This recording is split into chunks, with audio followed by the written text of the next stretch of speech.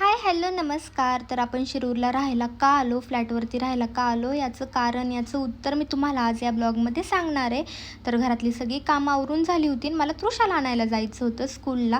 तिचं स्कूल सुटणार होतं, तर तेच आवरून घेत होते मी, बाळाची तयारी करत होते. तर शिरूरला राहायला यायचं कारण तृषाच आहे, मेन कारण ती आहे. आणि तृषा आमच्या दोघांची फर्स्ट प्रायोरिटी आहे, त्याच्यामुळे तिच्यासाठी आम्ही इकडे शिफ्ट झालेलो आहे.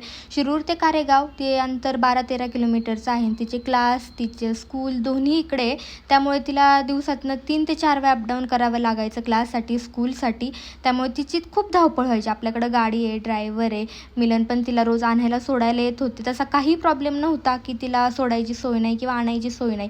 पण तिचे हाल होत होते. तिला इतकं अपडाऊन करावं लागत होतं. मग गाडीमध्ये स्पेशली तिला झोप यायची आणि झोप यायची आणि मग तसंच उतरून क्लासला जायचं. हे कुठेतरी असं वाईट वाटायचं की यार आपण काय करतो हे, तिला झोप येते गाडीमध्ये एवढा प्रवास वगैरे करून. मग तसंच ती बळच गाडीतनं उतरून क्लासला जाते आहे. मग त्याच्यामुळे तिला तो त्रास कमी व्हावा, तिचं ते सगळं मॅनेज व्हावं, ती हॅपी सगळं काही गोष्टी कराव्यात, तिच्यासाठी आपण इकडे शिरूरला शिफ्ट झालेलो आहे.